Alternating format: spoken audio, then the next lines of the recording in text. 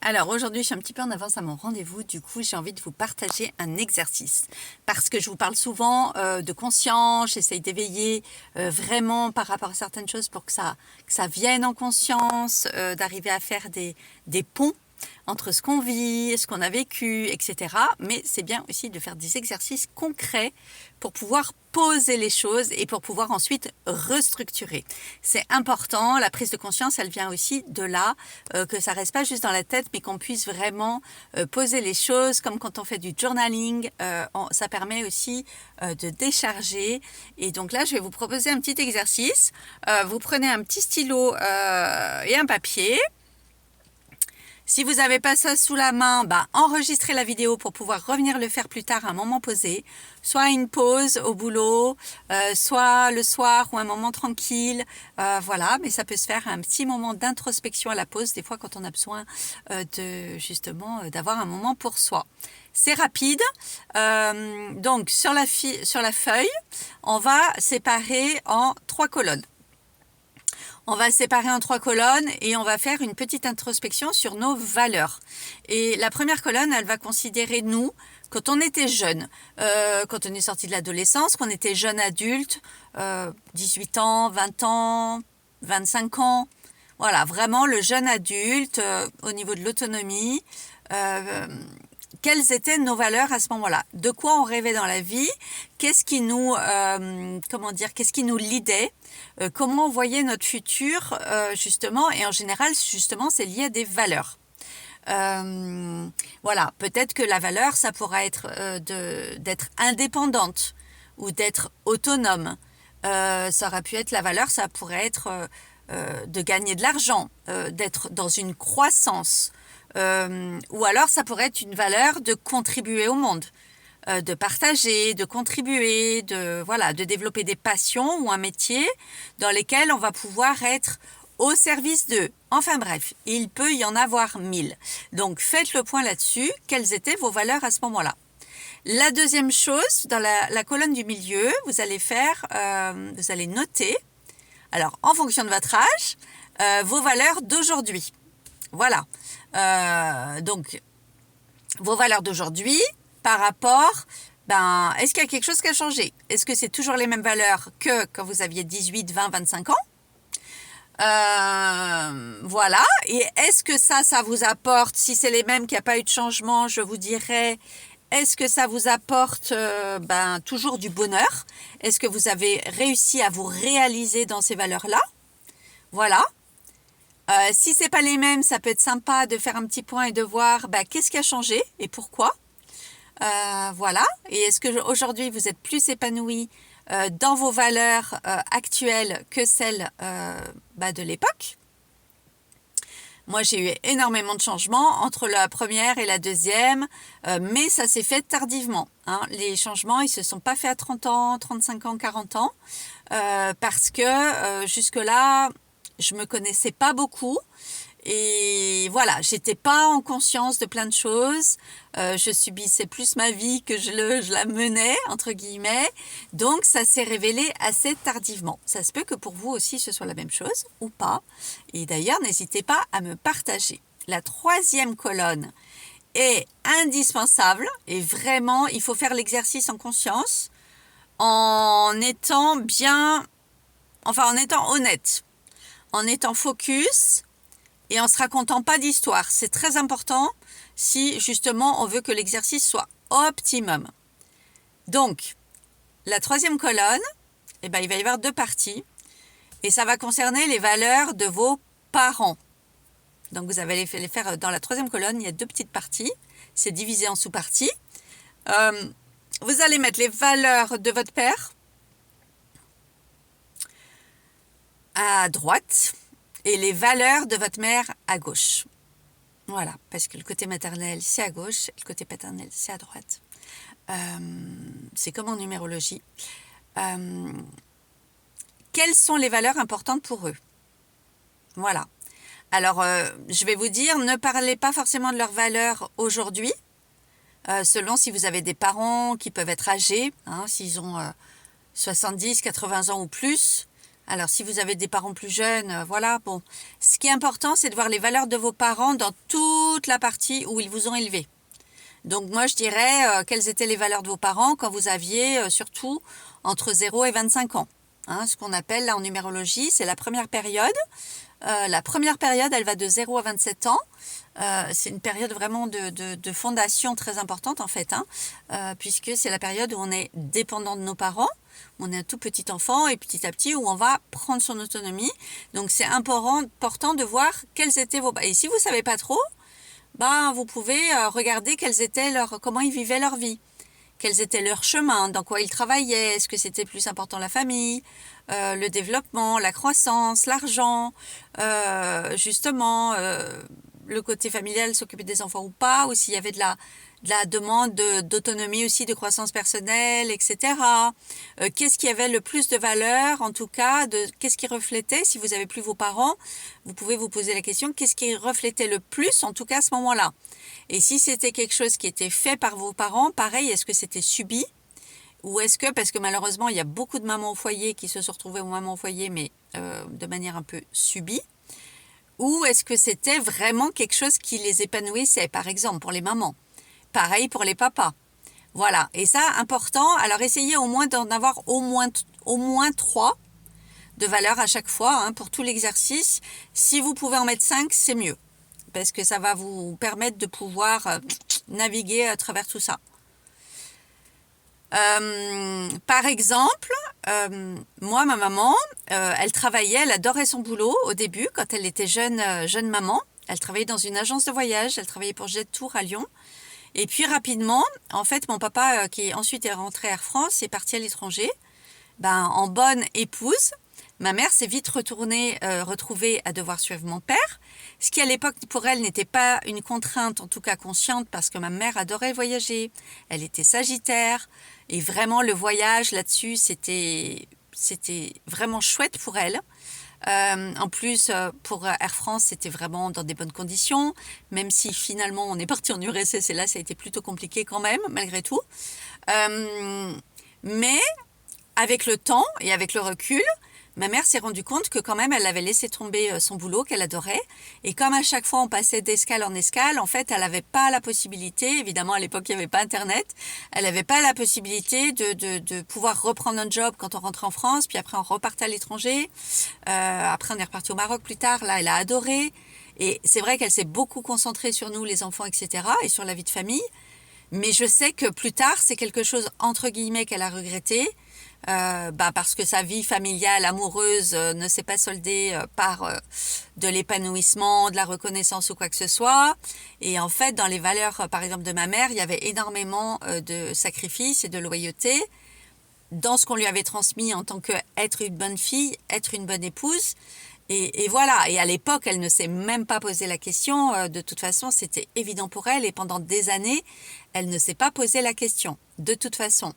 Mais c'est vrai que plus tard, effectivement, elle a eu des prises de conscience. Et plus tard, elle s'est rendue compte que, en fait, elle avait ses valeurs d'appartenance, d'être la femme d'eux, d'être, voilà, une bonne personne, une bonne épouse, une bonne maman, etc. Ce qui a vraiment été le cas. Mais plus tard, elle s'est rendue compte qu'elle s'était oubliée là-dedans. Et en fait, pourquoi je vous fais faire les parents Parce que parfois, des choses qui sont vraiment importantes pour nous et qu'on laisse, c'est important de le faire en conscience et de savoir qu'est-ce qu'on laisse et pourquoi on le laisse. Et est-ce que peut-être plus tard, on peut revenir à ça? Voilà, c'est jamais forcément une croix définitive. Parfois, on fait des parenthèses entre guillemets, un certain temps, mais parfois, on sait que c'est ponctuel et ça peut être bien aussi de le savoir et de mettre vraiment un point là-dessus. Voilà, ça permet de ne pas le faire dans un sens de sacrifice, mais plutôt de conscience et de ne pas être aigri ou frustré ou voilà. Parce que bien sûr, des fois, on nous le reprochait que voilà, on s'occupait de nous, qu'on venait nous chercher, que tata. Mais l'enfant, lui, en fait, il a rien demandé. Et l'enfant, ce qu'il veut surtout, c'est que son parent soit épanoui. Donc, bien sûr qu'on est heureux d'avoir une maman super dispo, etc. Par rapport à des enfants qui ont des mamans qui partent le matin à 6h ou 7h et qui rentrent le soir à 20h et qu'on voit pas du tout. Mais d'un autre côté, si notre maman est super épanouie dans ce qu'elle fait, je trouve que c'est vraiment, vraiment important. Il en est de même pour le papa. C'est important d'avoir cette introspection-là parce que la finalité de cet exercice, c'est de voir si vous avez des valeurs communes à celles de vos parents.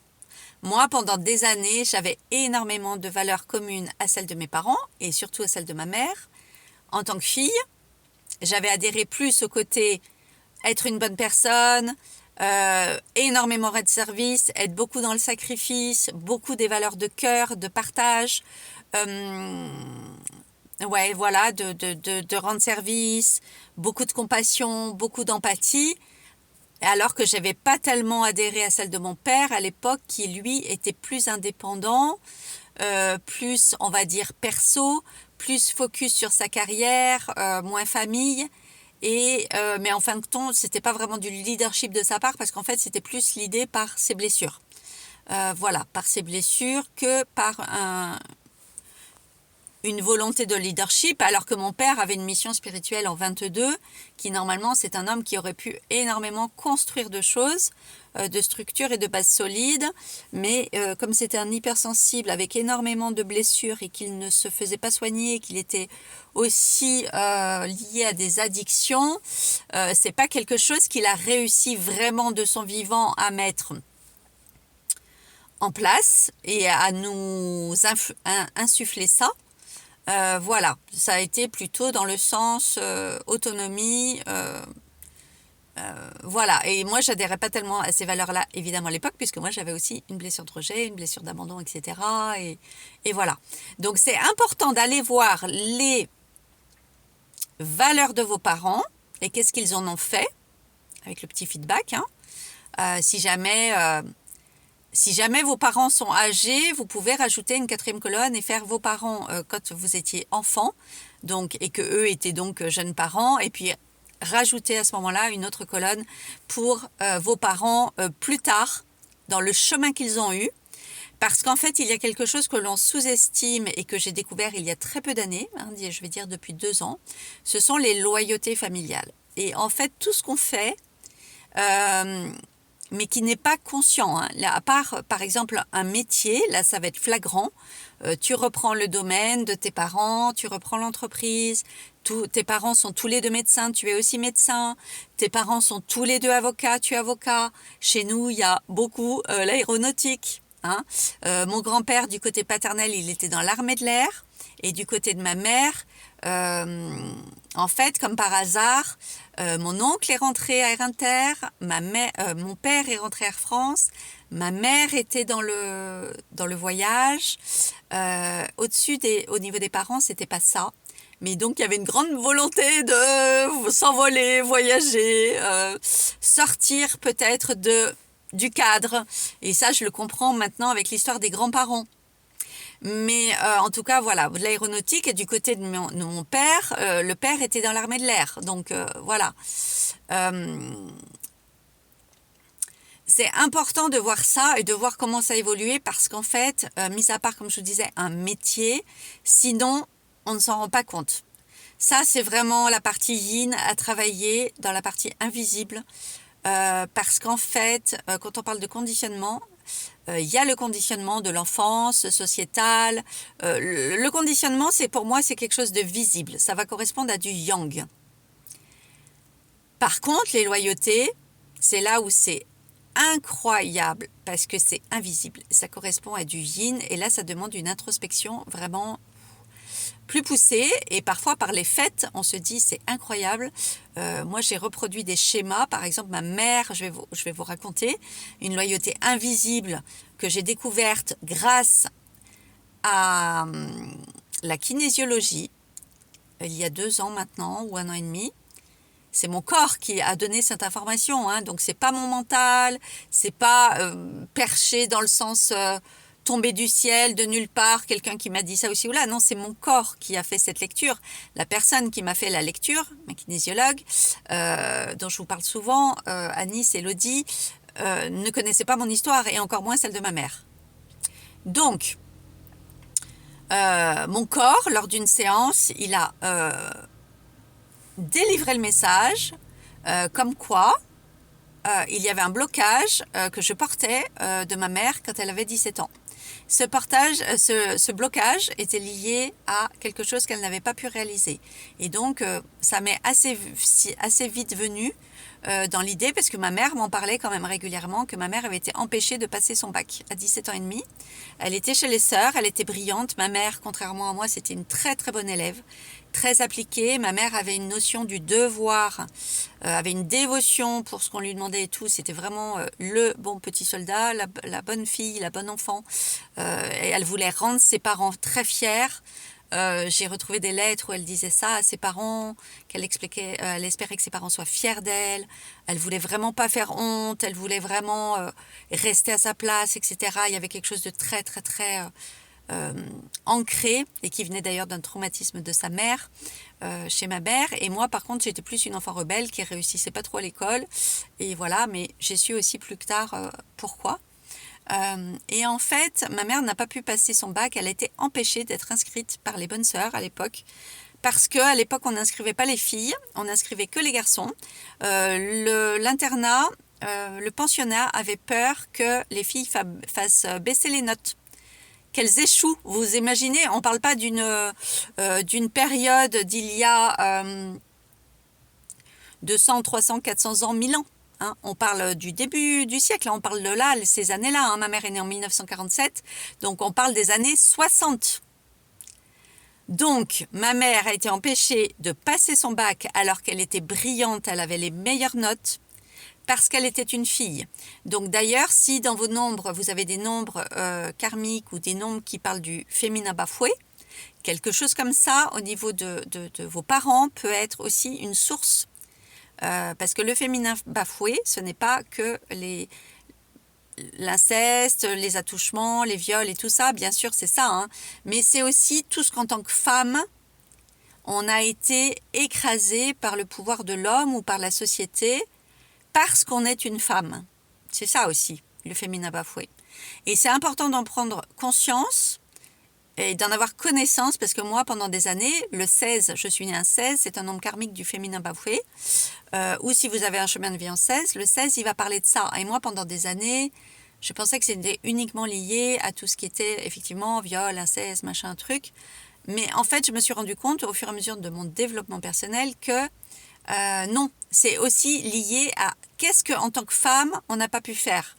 D'ailleurs, ma cousine, qui a un an de plus que moi, donc du côté aussi de ma mère, elle a décidé de devenir pilote de ligne. Donc je vous parlais de la famille dans l'aéronautique. Quand moi, je me sentais même pas capable à l'époque peut-être d'être hôtesse de l'air, parce que bien sûr, ça m'attirait aussi, tout ce côté-là, en ayant vécu à l'étranger, etc. Elle, ma cousine, elle a pris le truc vraiment à bras-le-corps. Et elle a dit, et elle m'a dit d'ailleurs un jour que ce qui l'avait beaucoup motivée, c'est que mon père un jour lui avait dit qu'elle n'y arriverait pas, qu'elle n'en était pas capable. Et ça, elle, ça l'a motivée encore plus. Elle est dans l'énergie yang, yang, yang, yang. Elle a dit, ok, je suis pas capable, tu vas voir, je vais le faire. Et elle l'a fait. Elle est devenue pilote de ligne et ça a été extrêmement difficile pour elle justement d'être une femme dans un milieu d'hommes, et elle raconte tout ce qu'elle a vécu comme brimade, comme sexisme, comme remarques, etc. Vraiment, c'est incroyable. Aujourd'hui, c'est un peu plus démocratisé, mais pareil, à l'époque, pas vraiment. Donc, tout ça pour vous dire que une femme qui peut avoir, donc qui n'a pas passé son bac parce qu'elle était une fille, ça a été un regret toute sa vie. Vous allez me dire, oui, elle aurait pu le passer plus tard en candidat libre. Oui, effectivement. En tout cas, c'est quelque chose que elle n'a pas digéré et qu'elle a gardé comme blocage. Ça a créé un nœud chez elle. Quelque chose que moi, en étant dans le ventre de ma mère, en étant sa fille, et que peut-être mon frère aussi apportait des choses, mais en tant que femme, on est alimenté par le cordon comme ça de mère en fille, hein. Au niveau des gènes, et ensuite on donne la vie, puisqu'en tant que femme, on va donner la vie aussi à nouveau à un enfant, et c'est comme ça que de mère en fils ou de mère en fille, surtout, on peut transmettre sur X générations. De mère en fille, on peut transmettre 4, 5, 6, 8 générations en fait. Voilà, par l'histoire de ce ventre, de cette matrice qui est la maternité. Donc moi, mon corps a presque 50 ans, a donné l'information que je portais ce blocage-là, et vous allez me croire ou pas, donc j'en ai eu conscience seulement à 50 ans. Moi, j'ai passé 3 fois mon bac. Je n'ai pas réussi mon bac alors que j'étais pas une élève brillante comme ma mère. Ok, mais j'étais tout à fait dans les normes. J'ai fait un bac économie, j'avais des notes toute l'année, ça allait. C'était pas fulgurant du tout. J'ai pas eu de mention, enfin j'étais pas au niveau d'avoir une mention quoi, mais j'étais tout à fait dans la moyenne. Je suivais, j'étais quand même assidue, j'étais pas une grosse bosseuse et tout ça, mais maintenant j'ai compris que le côté multipotentiel avec mon cerveau qui fonctionne différemment, un peu TDA, tout ça, ben, j'ai compris que c'était normal. À l'école, je pouvais pas m'épanouir dans l'école comme c'était présenté à l'époque, et du coup j'avais énormément de mal à me concentrer, à apprendre, et qu'en fait ça m'intéressait pas vraiment. Donc maintenant je sais aussi pourquoi j'étais moyenne. Pendant des années je me suis jugée comme une élève moyenne, pas très bonne, très médiane, pas dans la réussite. En plus ma cousine elle avait fait des études de pilote de ligne, moi elle avait fait un bac C, moi le bac B j'arrivais même pas à le passer. Donc tout ça pour vous dire, la première fois j'ai raté mon bac à l'écrit, j'ai même pas passé l'oral, ça veut dire moins de 7. Alors la fulgurance on ne comprenait pas dans la famille, donc j'ai même pas passé le rattrapage. Donc je redouble ma terminale, je refais une terminale B, l'année d'après ça se passe aussi normal l'année, le jour de l'examen je re-rate mon bac à l'écrit. Même pas la deuxième fois de rattrapage à l'oral. Mes parents, mais sous le choc, enfin même la honte, je sais que mes parents, quand ils ont dit aux autres parents de mes amis, tout ça, enfin leurs amis à eux, Céline a encore raté son bac, mais genre, je sais pas, je pense que là j'ai porté une honte, je passais, ça a été une période extrêmement difficile pour moi, surtout que je ne comprenais pas. Je savais que j'étais émotive, je savais que les examens, ça m'a toujours rendue émotive, mais je ne comprenais pas comment j'avais fait pour rater 2 fois mon bac à l'écrit. C'était un truc de dingue, inexplicable. Et j'ai vécu avec ça pendant des années. Je vous raconte ça parce que c'est quand même un exemple flagrant. Peut-être que vous allez découvrir des exemples comme ça. J'ai passé une 3e fois mon bac parce que du coup, la 2e fois, j'étais prise même en IUT public. Donc, pour vous dire que j'avais un bon dossier. J'étais prise, je devais faire un IUT d'ailleurs public dans les transports et logistique, comme par hasard, avec un père qui travaillait Air France. Je voulais faire quoi? Transport et logistique. Voilà. Donc, quand je vous parle de loyauté, ça va quand même assez loin dans tous les sens. Et donc, pour pouvoir... en fait, après faire un BTS, en fait, il fallait que du coup, là, j'ai perdu ma place où j'étais dans le public. C'était à Renoir, je me souviens, à Cannes-sur-Mer. J'ai pas pu faire ça parce que en n'ayant pas le diplôme, le bac d'État, j'ai pas pu y accéder. Par contre, mes parents ont choisi de me faire un BTS, du coup, dans le privé. C'est là que je suis rentrée à l'école de commerce, ESICAD, dans le privé, où j'ai eu la possibilité de commencer ma première année de BTS. Du coup, j'étais en action commerciale. J'ai bifurqué. Mais je devais passer en candidat libre mon bac pour la 3e fois. Je vous dis pas la pression, hein. Donc cette année-là, j'ai fait ma première année de BTS. Et par contre, j'ai changé de section. Je suis passée en section G3, commerce, en candidat libre. J'ai fini par avoir mon bac à la 3e fois, mais c'était pas un bac B, c'était un bac G3. Et franchement, je crois que je l'ai eu, mais à 10,5 quoi. Un truc de dingue. Tout ça pour vous dire que les loyautés aux parents, elles sont invisibles. Pendant toute ma vie, je n'ai jamais compris pourquoi j'avais passé 3 fois mon bac, pourquoi je l'avais raté 2 fois. Donc, ça m'a induit, je vous dis même pas, une baisse d'estime de moi. Je me sentais nulle, je me sentais pas capable. Déjà que j'avais été une enfant très surprotégée pendant toute ma vie. Ça m'a complètement coupée dans mes élans, dans mes capacités à vouloir faire des études plus grandes, parce qu'en fin de compte, j'aurais rêvé d'être architecte d'intérieur, mais à l'époque, il fallait faire des grandes études, c'était 5 ans, architecte d'intérieur n'existait pas, il n'y avait que architecte. Tout ça pour dire que ce qu'on vit dans notre corps, qui est engrammé en soi au niveau cellulaire, au niveau aussi neuronal, ce qui a été programmé, mais c'est juste énorme et en fait, c'est nos plus gros blocages viennent de là, sauf qu'on n'en a pas conscience, on ne le sait pas. C'est des autosabotages qui agissent contre nous à notre insu. C'est pas conscient. Moi, je savais plus ou moins l'histoire de ma mère, mais je n'avais jamais fait de relation. Donc, je vous partage ça et j'aurais plein d'autres choses comme ça à vous partager que j'ai découvert depuis. Et ce qui est incroyable, c'est que c'est mon corps qui a donné ça, qui a donné cette information. Donc en kinésiologie, on a pu libérer ça. Moi, j'ai travaillé beaucoup sur le système nerveux ensuite. C'est là que j'ai aussi énormément... Je m'étais déjà formée en Jiangsu l'année dernière avec l'approche de l'eau. L'eau, c'est ce que je vous enseigne dans mes accompagnements. C'est une des choses qui, au niveau somatique, peut permettre de transmuter les choses, vraiment au niveau du corps cellulaire, etc.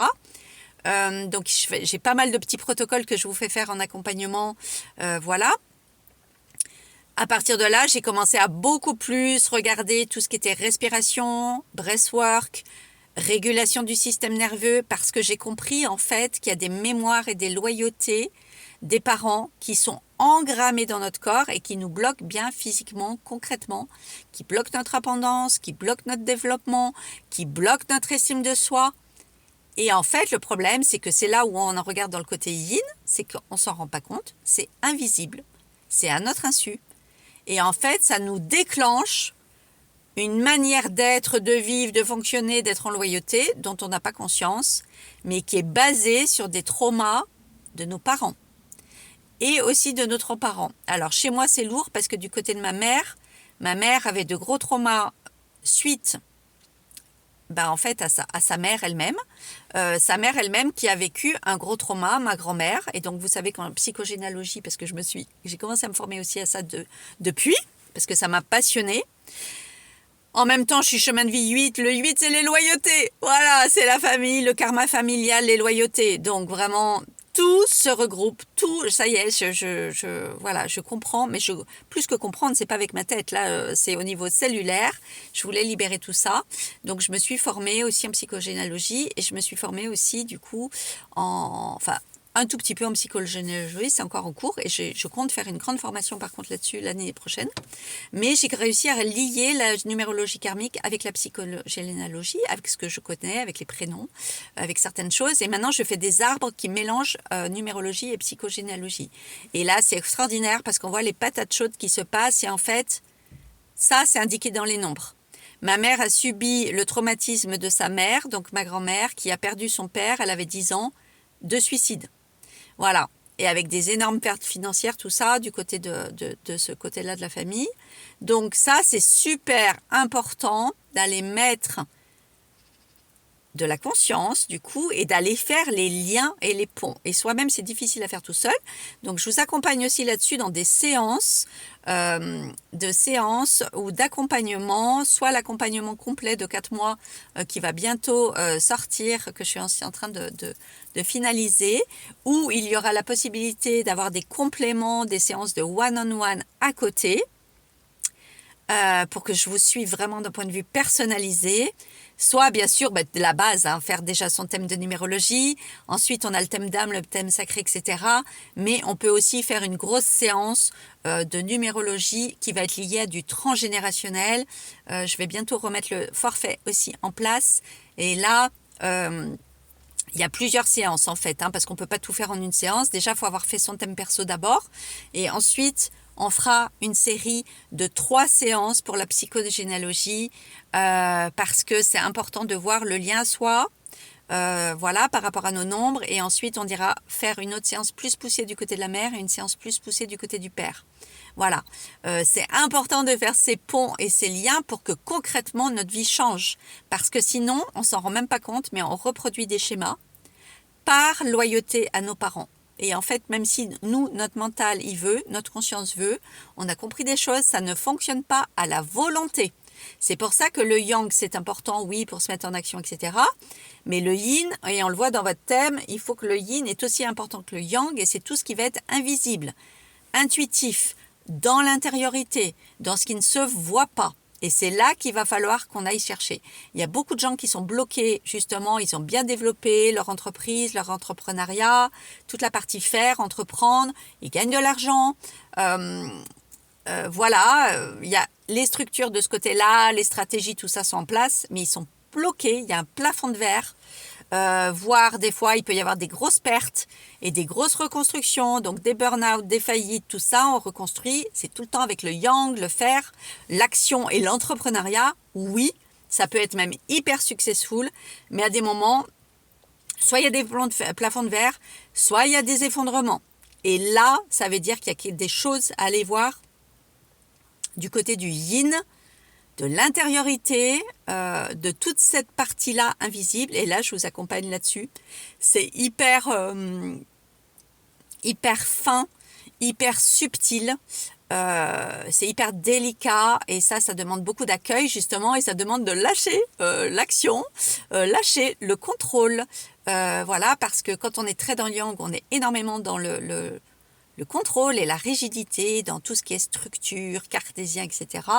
Et en fait, on bascule et mes accompagnements, c'est vraiment ça, c'est la bascule du yang vers le yin parce que le féminin, quand il est accueilli, qu'il n'est plus bafoué, qu'il n'est plus blessé, il est mais hyper puissant. Je dirais même qu'il est presque encore plus puissant que le yang dans le sens parce qu'on a lâché prise, on accueille, on se reconnecte à soi, on devient vraiment soi, on est en plein accueil de qui on est.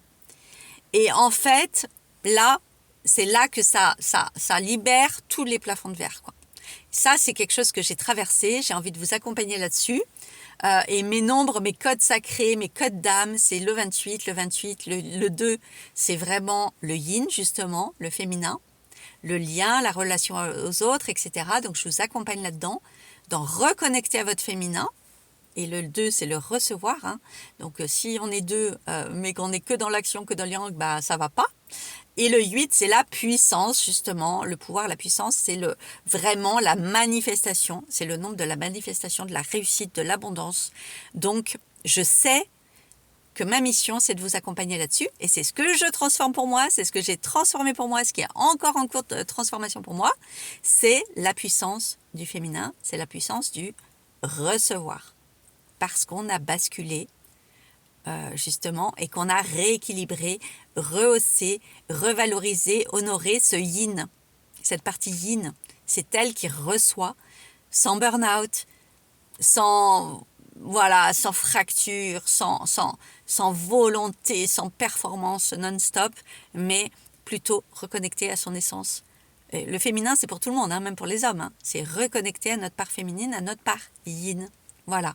Si vous avez des questions, écrivez-moi et surtout partagez-moi l'exercice. J'ai trop envie de savoir qu'est-ce que ça vous a permis de conscientiser, de comprendre et quelle recherche vous allez faire par rapport à ça. Racontez-moi. Je vous embrasse.